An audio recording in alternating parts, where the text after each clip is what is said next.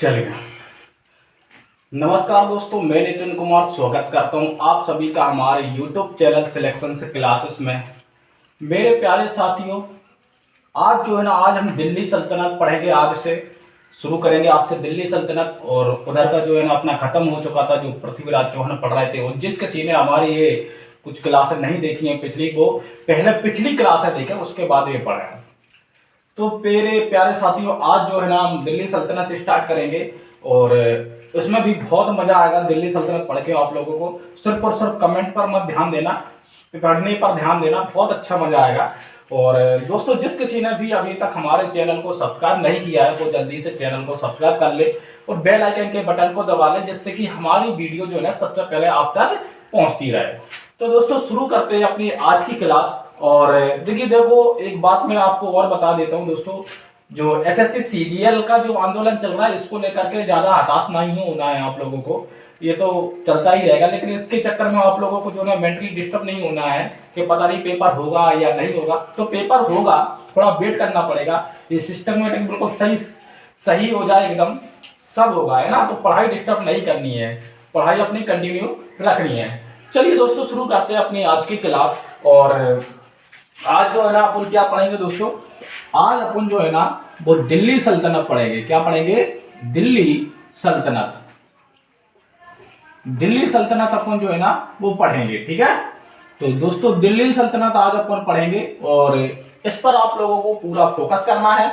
और दोस्तों, मजा ही आएगा, है ना। कहने का मतलब ये है, आप लोगों को बिल्कुल मजा आएगा। और आप लोगों को जो भी प्रश्न होंगे वो हम आपको बाद में ले लेंगे, ठीक है। तो दिल्ली सल्तनत में दोस्तों होता क्या है, दिल्ली सल्तनत में 1206 से लेकर, कब से? 1206 से लेकर के 1290 तक। कब से लेकर कब तक? तो दोस्तों 1206 से लेकर के 1206 से लेकर के 1290 तक कौन सा वंश आएगा? तो 1206 से लेकर के 1290 तक गुलाम वंश आएगा। कौन सा आएगा दोस्तों? वो आएगा गुलाम वंश। कौन सा आएगा? तो गुलाम वंश आएगा। 1206 से लेकर के 1290 तक कौन शासन करेगा दिल्ली पर?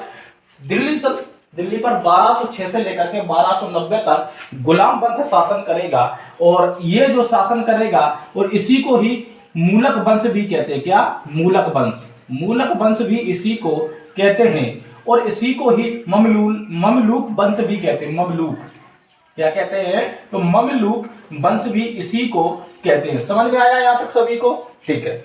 आगे आता है इसके बाद में 1290 से लेकर के 1290 से लेकर के 1320 तक कौन सा वंश आएगा दोस्तों? तो 1290 से लेकर के 1320 तक जो है ना वो शासन करेगा कौन? तो खिलजी वंश करेगा। कौन सा करेगा? खिलजी वंश। खिलजी वंश शासन करेगा। खिलजी वंश कौन? खिलजी वंश कब से लेकर कब तक शासन करेगा? तो वो करेगा 1290 से लेकर के 1320 तक, ठीक है ना। आगे चलते हैं। और इसके बाद में 1320 से लेकर के 1414 तक कौन शासन करेगा दोस्तों? 1320 से लेकर के 14 से 14 तक कौन शासन करेगा? तो ये कौन करेगा दोस्तों 14 से 14 तक? तो तुगलक वंश करेगा। कौन सा करेगा? तुगलक वंश। तुगलक वंश शासन करेगा। तुगलक वंश कब से लेकर कब तक करेगा ये? तो ये करेगा 1320 से लेकर के 1414 तक, ठीक है ना। यहां तक कंफर्म है।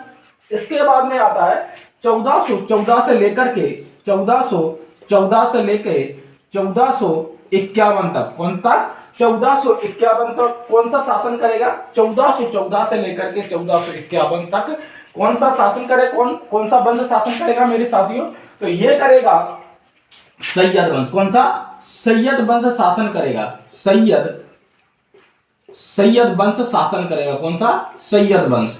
तो दोस्तों, सैयद वंश शासन करेगा कब से लेकर कब तक? 1400 लेकर के 1451 तक। इसके बाद में 1451 से लेकर के 1451 से लेकर के और 1451 से लेकर के 1526 तक। कब से लेकर कब तक? 1526 तक। 1526 तक कौन शासन करेगा दोस्तों? तो 1526 तक शासन करेगा कौन? लोधी वंश। कौन सा करेगा? लोधी वंश।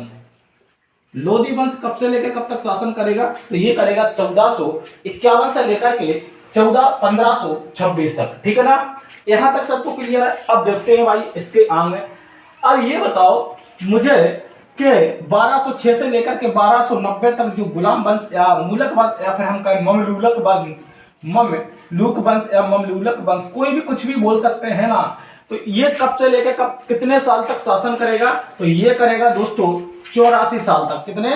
84 तक, वर्ष 84 वर्ष तक ये शासन करेगा। कितने? 84 वर्ष तक शासन करता है कौन? गुलाम वंश। समझ गया ना। इसके बाद में जब खिलजी वंश आएगा तो ये कितने वर्ष तक करेगा? 1290 से लेकर के 1320। कितनी हो रही टोटल? टोटल हो रही कितनी दोस्तों? तो 30 वर्ष। 30 वर्ष शासन करेगा। कितने? 30 वर्ष शासन करेगा। कौन करेगा 30 वर्ष तक? तो ये करेगा खिलजी वंश। समझ में आ रहा है यहां तक? आगे चलते हैं। तुगलक वंश कितने साल तक करेगा दोस्तों? तुगलक वंश 1320 से लेकर के 1414 तक कर रहा है। इसका मतलब 94 है ना। 94 तक शासन करेगा। 94 वर्ष तक। कितना? 94 वर्ष तक शासन करता है कौन? तुगलक वंश। तुगलक वंश 94 वर्ष तक शासन करेगा। और सैयद वंश जो है ना वो कितने साल तक शासन करेगा? 1414 से लेकर के 1451 तक ये करता है। तो ये 37 साल तक वर्ष, कितना? 37 वर्ष तक शासन करेगा। 37 वर्ष तक शासन करेगा। उसके अलावा जब लोधी वंश आता है तो लोधी वंश कब से लेकर के कब तक शासन करेगा? तो दोस्तों लोधी वंश जो शासन करेगा वो 1451 से लेकर के 1526 तक लोधी वंश शासन करता है। और ये पूरे 75 वर्ष, कितने? 75 वर्ष शासन करेगा। तो दोस्तों यहां तक सभी को समझ में आया होगा, आशा करता हूं। और वीडियो को यदि आप लोगों को अच्छी लगती हो तो लाइक और शेयर और कमेंट करके जरूर बताएं, ठीक है ना दोस्तों। और इससे आगे का अपन कल बताएंगे।